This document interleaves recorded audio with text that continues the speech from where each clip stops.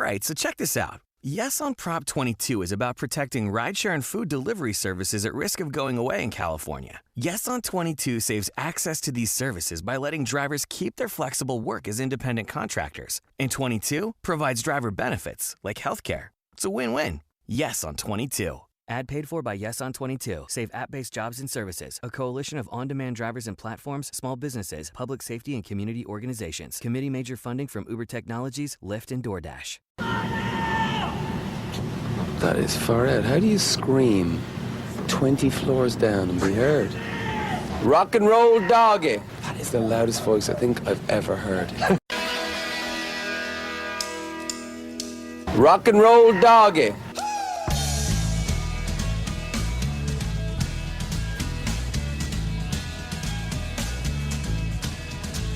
Sort of a musical journey, really, you know. No, it's a musical journey. Welcome to Rock and Roll Doggies. This is our podcast.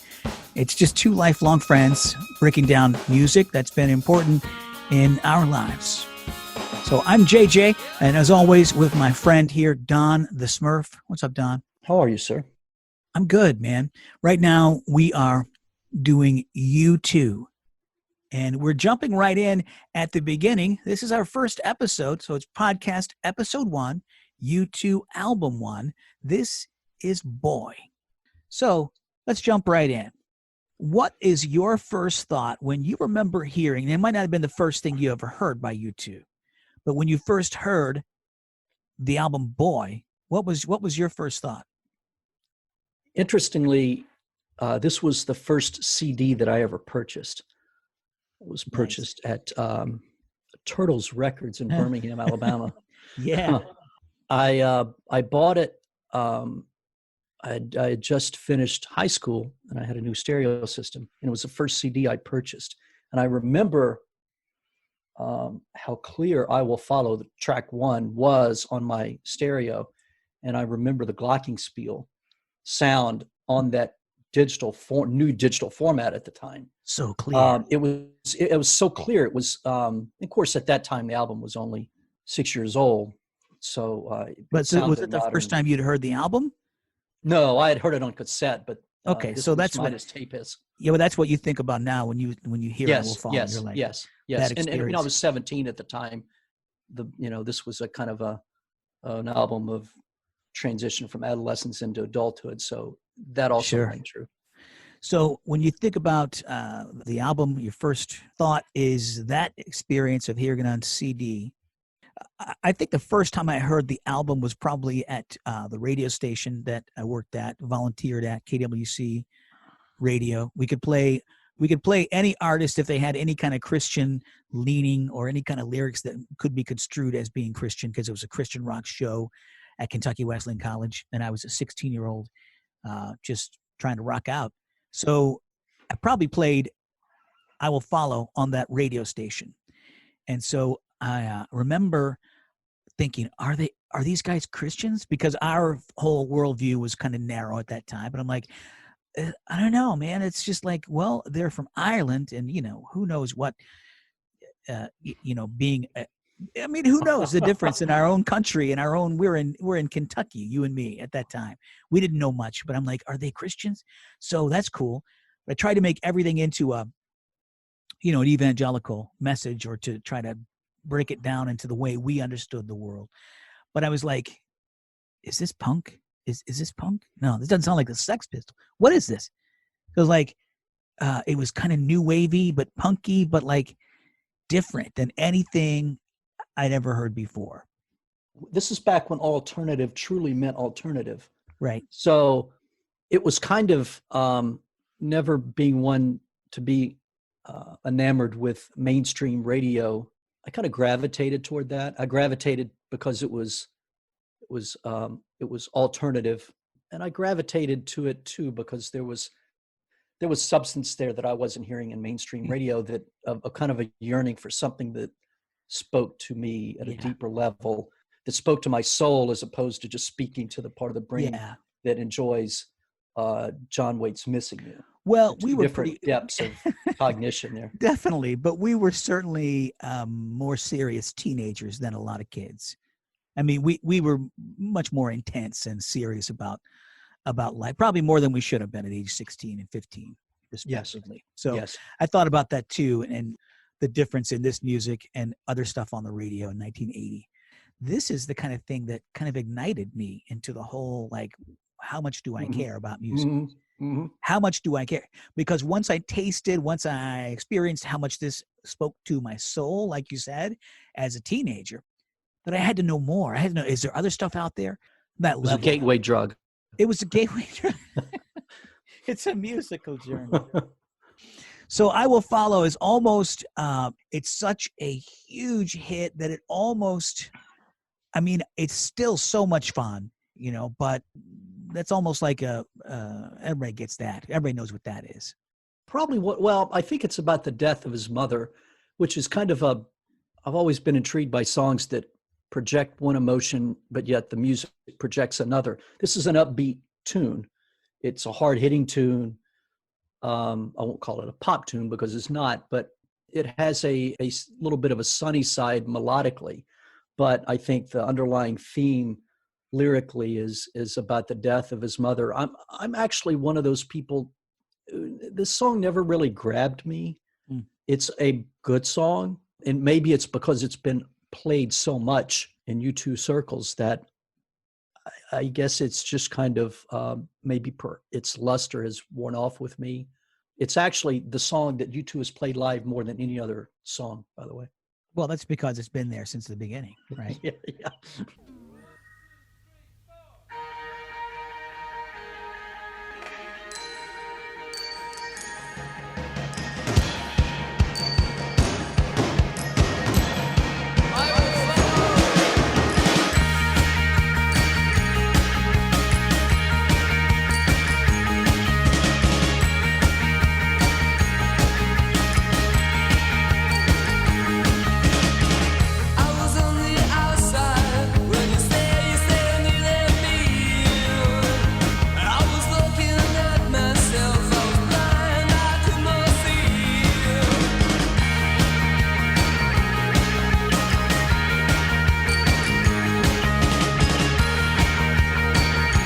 This is the sound of regular water droplets. This is the sound of vitamin water droplets. Regular water, vitamin water.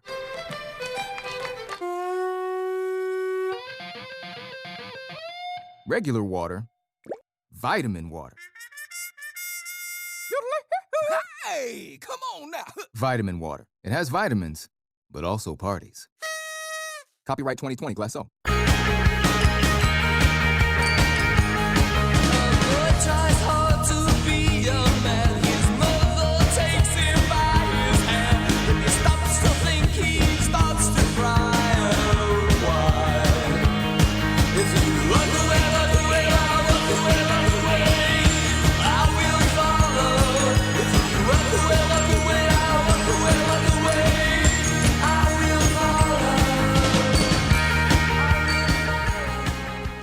I mean, Steve Lillywhite. How important was Steve Lillywhite to create this whole sound? I think he was huge.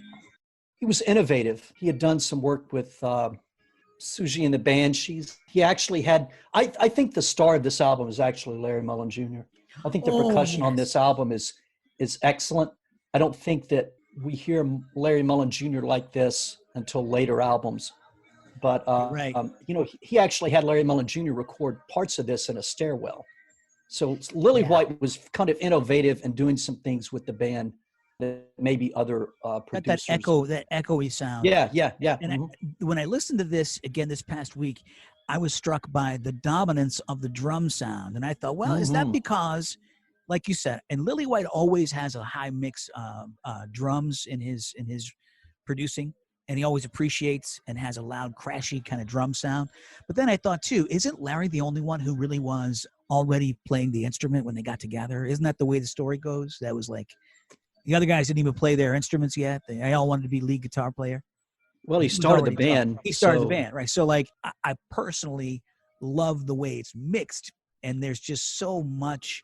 There's just so much awesome percussion and the mix, like you said, in a stairwell, or that echoey kind of almost atmospheric. No, but I mean, it just has this clangy kind of this raw sound that just sounds so authentic. So let's move to track 2, Twilight. I don't know. It's a song that can be kind of interpreted in different ways, particularly when you look at the beginning of the song. What's your take on the overall meaning of this song? Mm-hmm. Well, I remember noticing the bass line first on Twilight, and I thought that's cool. Mm-hmm. Mm-hmm. And also, I thought my body grows and grows. It frightens me, Man, that's some twisted self-awareness right there.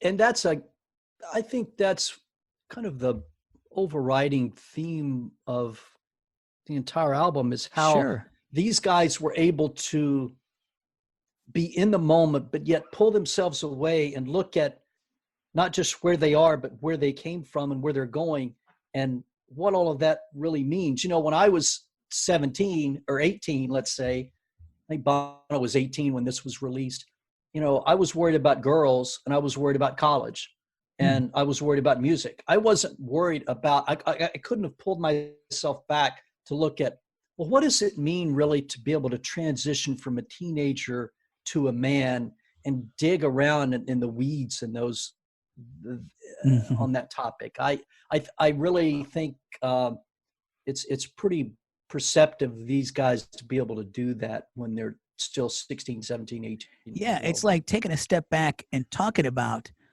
digging in the weeds. And we were too preoccupied with the actual digging. We were just trying to get through on a daily.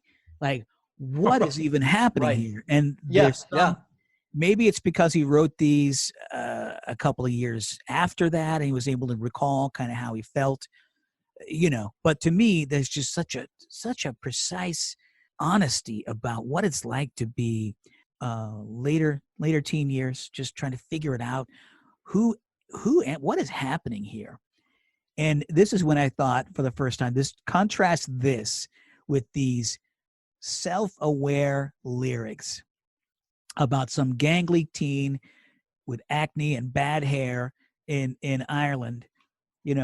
Contrast that to Olivia Newton-John and Eddie Rabbitt that's on the charts in 1980. Captain and freaking Tennille.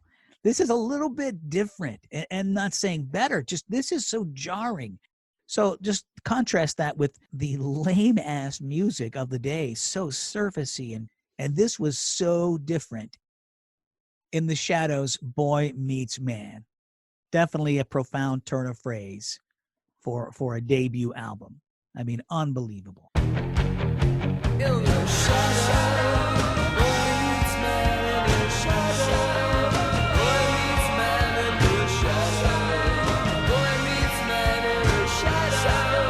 Boy meets man. But you and I were kids living in a kid's world. These guys were kids living in an adult world, so they kind of had to grow up quickly. They're making music. They're probably the breadwinners of the family, for that matter. Different than living in middle America like we were. Everything provided for us. We had some angst, but it wasn't about like having enough money or bombings. Right. Yeah. So this is when I wrote the soul of a young Steve Lillywhite. The clean, distinct separation, the great high-end, hard banging drum mix. This is what really turns me on about the sound of Boy. And I don't know what else was making that sound in 1980 because, again, I'm listening to the Commodores or Styx or whatever. So when I discovered this album in, I guess, a late or mid-'80s, by then I was ready for it. Once again, thanks for listening. This is episode 1 of our podcast, Rock and Roll Doggies. It is two lifelong friends breaking down music that has been important in our lives. I am JJ, and this is Don, the Smurf, and we're talking about U2 Boy, their debut album. See if you agree with this. It's still incredible they arrived fully formed, that when they cut this album, it wasn't like they were finding their sound. Okay. Like, example, Bruce, first couple of albums, he was still folky and like trying to be like Dylan and like this troubadour kind of guitar player and songwriter. These guys were already at their debut album the band they were going to become in some ways. They arrived fully formed. This album was, I don't want to get too far down the Springsteen road, but Springsteen never did another album quite like Greetings from Asbury Park. That album was in his past, and he may have touched on certain elements of that, but he never really honed in on a sound. U2 honed in on this sound throughout their entire career. Right. How to Dismantle an Atomic Bomb may be the greatest example of that. Of getting back to the sound. Yeah. Yeah. But this is the Of template. the boy sound. It's the template they set from the very beginning. Mhm. It's the soul was there. The soul or the U2 sound was there from the very beginning. And some would say that it actually was fully realized on War, but it was there in the beginning.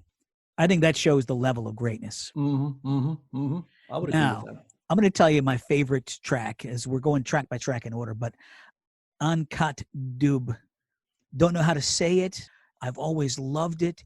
And maybe that added to the mystique of it that I don't ever speak it out loud, right?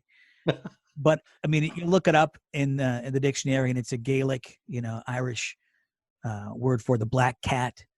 That song, that mood, just the brooding of that first half of the song, and then the transition that goes into the heart. That is such an in my feelings moment for me. That throbbing bass that transitions it, and then that jangly guitar riff. I mean, it's just so sublime. It's one of my favorite moments.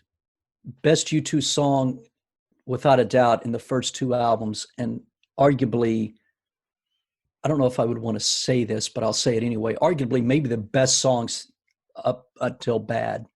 It reminds me of Bad in a little bit. It's kind of epic. It has a really powerful interlude of Edge's guitar. The song, I think, it's kind of about Bono's rejection, I think, in an encounter, a sexual encounter that he had.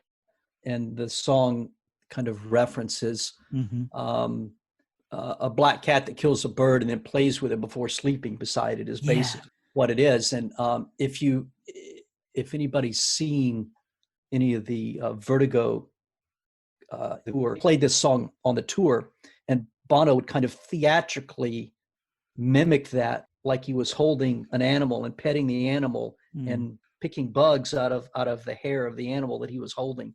And I didn't really understood what that meant at the time, but given what the song is about, it kind of rings true now. I think it's a gorgeous song. I liked it from the minute I heard it. It's without a doubt, in my opinion, the best song on the album.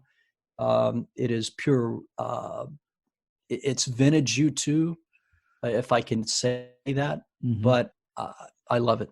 I'm glad to hear you say as much as we've talked about U2 through the years, I did not know that.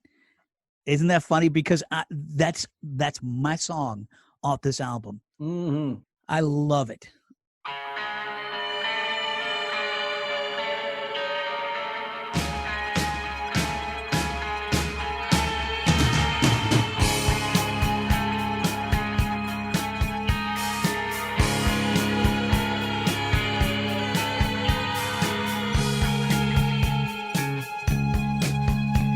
Say goodnight. She waits for me to put out the lights. When I'm still, she waits to break my. I love how he stumbles out the words, like just trying to, like he can't find the words. It's got like this kind of James Dean inability to express himself kind of thing. And then he's like, I can go there into the heart of a child, just like this. Again, it's the transition from boy to man. And that high-pitched guitar and piano, just here's a word. It's elegiac. That- I was on a roll the other night writing down my feelings about this. It is so good. So good. Out of control. Ben Bridge is your personal jeweler, your on-call treasure hunter, and fearless fashion explorer. 20 years ago, we introduced the most beautiful diamond we have ever offered. The signature Forevermark diamond, found exclusively at Ben Bridge, is beautiful, rare, and responsibly sourced. Each diamond is hand-selected and graded beyond the normal 4 Cs. Less than 1% of the world's diamonds qualify to become a signature Forevermark diamond. Click the banner to explore our signature Forevermark diamond collection. Ben Bridge. Control. Track number 4. Out of Control. It's a signature track of this album, I think. It's an anthemic kind of a, same sound, and I think it embodies the same emotions. I think it's a better song than I Will Follow. Yes. To me, it's like this should have been the hit, because it's almost like this song represents the best or the essence of the album lyrically. It's more accessible, I think, than I Will Follow. Mhm. Yet it's probably one of the most punkish in terms of the sound Mhm. and a lyrical theme. I mean, it kind of has a little bit of a rambunctious, rebellious punk attitude that maybe when I listen to it, I think about the Sex Pistols. It Or definitely better, is no, raw. better yet, I think about the Clash. Exactly. I should say the Clash instead of It's the more Sex musical than the Sex Pistols. Yes, But yes. again, the drums so vivid and so crashy. This song is very aggressive, and it's like that. It's that very dirty sex kind of vibe.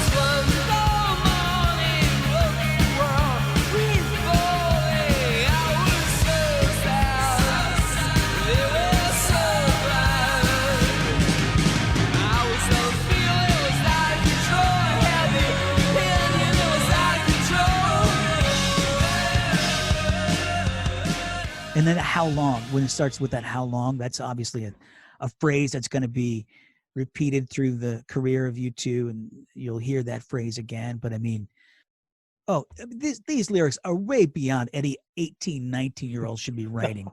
Yeah. Monday morning, 18 Yes. years are dawning. I say how long, you say how long. It was one dull morning, woke the world with bawling. I was so sad, it was so bad. This is when he was born. He's saying, I was born and I was crying. I was sad. It was so bad. I used to feel it was out of control. I had the opinion it was out of control. Self-awareness. Come on. And then they make children not like this one. Oh my God. You know what? Because this, to me, always, this is the essence here of saying, like, I think I'm different and I'm the weirdo. Because they make children, but not like this one. Like, I'm pointing at myself. Like, I'm a creep. I'm the weird one. I don't fit in. That sounds like something I would feel. Nobody else is like me because I'm just messed up. You know? Did you ever And feel that? It's, I was never, I guess I was never one to consciously compare myself to other kids growing up. Maybe it was because I isolated so much. I didn't, when I was 16, 17, I was isolating a lot. So I didn't have a great social network to say, hey, how do I compare to this kid or how do I compare to that But kid? also, it's also true. It's interesting now being the father of an only child. I know that is also a dynamic, and you're growing up as an only child. And so I grew up with a bigger family, and then Yeah, this song probably speaks to you in that context more than it does me. I do agree that the first verse has always been Monday morning, 18 years are dawning. I say how long, you say how long. I think that's I agree. That's really good writing. I mean, that's good writing for someone who's 35. He's know writing this it. stuff. He's writing this stuff before he can, maybe buy cigarettes and at a Dublin Exactly. street corner. You know, I mean, just this is just staggering. I like looking back at the lyrics on the page as opposed to just singing along with them, because when you look at it as a verse written in the words right there, poetry. it's so good, and it transcends kind of the raw, punky, primitive sound of the music. You're right. If this was written by a grown person looking back at their life, geez, but somebody who's only 18 or whatever. One day I'll die. The choice will not be mine. Will it be too late? God, that spoke Who to thinks of my. that when they're 18? I mean, right? Who? First of all, who's that serious and stoic Right. at that age? I'll tell you who was, me and you, because we were more serious about the meaning of life and about, spirituality and a lot of stuff that most kids didn't think about till they were, older. And that's not better. It just is a fact. So that appeased my little Baptist mind at that point, because I'm like, oh, he realizes there's going to be a judgment day. That was our framework of seeing the world as 16-year-olds. Yeah, we would have. That would have been one of those aha moments when, if we would have, when you read the lyrics at 17, growing up the way we did, that would have been one of those where we go, oh, that's so cool. I know. There's some depth there, but there's also some superficiality that coexist with that interpretation, I think, on our end, not necessarily his end. No, you're exactly right. And again, it's just another example of how, but anytime it was reflected back in me that some rock music was overthinking my existence, then that was great. So Stories for Boys, you go ahead, talk about Stories for Boys. That this won't take long. I just think it's essentially, as we mentioned about depth earlier, let's flip the coin and say, I think this is just him not ready to dive in completely to adulthood. Sometimes the hero takes me, sometimes I don't let go. Hello, hello. There's a picture book with colored photographs. There's a comic strip that makes me laugh. His formative years were different than my formative years and your formative years. He lost his mother 3 days after he lost his grandfather. So his mother had a stroke at his grandfather's funeral. So he's lost a lot of the key characters that he associates with being a child.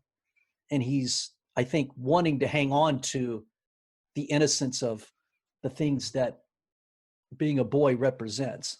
And he probably is, he's, like I mentioned earlier, he's in an adult world now. He's recording he's in a recording studio. They've got a recording contract. They're meeting with executives. Ben Bridge is your personal jeweler, your on-call treasure hunter, and fearless fashion explorer. 20 years ago, we introduced the most beautiful diamond we have ever offered. The signature Forevermark diamond, found exclusively at Ben Bridge, is beautiful, rare, and responsibly sourced. Each diamond is hand-selected and graded beyond the normal 4 Cs. Less than 1% of the world's diamonds qualify to become a signature Forevermark diamond. Click the banner to explore our signature Forevermark diamond collection. Ben Bridge. They're doing things that 18-year-olds don't do. So he's probably that, coupled with losing his mother and his grandfather and so on and so forth. He's probably longing for youth more than we would have at perhaps 18. No, totally right. And he was thrust into an adult world without any choice. Right. And these are things that he'd like to think he could go back. And I love that. Comic strip, television, picture book. Sometimes I don't let go. I think you nailed it. It's exactly, there's a place I can go and it's a part of me. I'm still a boy, a young boy. And this moved me too quickly into the next phase of life. And I want to hold on to the little kid things. I mean, we all have that now, but it was too soon, for that, I think. We long for youth, and, the older you get, you long for youth, but he's longing for youth at 18, not when he's 45 or 50 or 60. That's compelling. It is exactly right. It's very relatable too, with just even if you don't dive into those themes of boyhood and all that, but it kind of sounds like an average day in the life, just kind of the utter boredom of like, I can piddle around, I can look at this, I can watch TV, I can do that, but it still is like this futility of being. Remember how bored it was, how boring before we got jobs as teenagers? We'd be like, what am I doing today? It's summertime and I don't have anywhere. And that's the utter boredom and futility of being a teenager. Plus there's cowbell. There's cowbell in this song. You know, I got nothing on that. Okay. Well, I got nothing on cowbells and songs. okay. The ocean. And I have, even though I have nothing on cowbells and stories for boys, I got even less on the ocean. So, Well, yeah, the ocean is a good little nugget. Dorian Gray, of course, refers to, from the story, he had the desire, Dorian Gray, the character in the play, to sell his soul to ensure that the picture, rather than he himself, will age and fade. And so the wish is granted, and he lives his life the way he wants, staying young and beautiful while the picture ages and records every sin. So I don't know. That seems like a lot to put into this 1.5-minute song. And I'm sure I didn't get it at the time, but maybe it's something about not pretending to be a man and just to actually let life happen to you. I don't know. It's just a little mood piece. yeah. It might be just a little. It did stick with me though. It's like that. It's got a little hook that washes my feet. I mean, I don't hate it. It's just kind of there. It's something that you don't really notice. It's very Irish. It's Irish in lyrically. It paints a picture in gray, Dorian Gray, just me by the sea. Yeah. Washes my feet, splashes the sun on my shoes. The music itself sets a real mood. It sets an image of Ireland in my mind. Mm-hmm. But above that, you know what? I got nothing on that. It's just kind of there. It's a musical. Yeah. It's the Unforgettable Fires Promenade with a little bit of lyric thrown in. We've spent 3 times the length of the song talking about the song. We have. Let's continue our discussion of U2's Boy on our next episode. Let's cut this one off for now. Smurf, take us home, please. All right. Thanks for logging on and listening to our thoughts on one of the most influential bands of the modern era. Be sure to follow us at Rock and Roll Doggies on Instagram and on Twitter at Roll Doggies for details about our next podcast and other tidbits as we take a chronological journey through the discography of U2. Until we connect again, good night, everybody. No, it's a musical journey.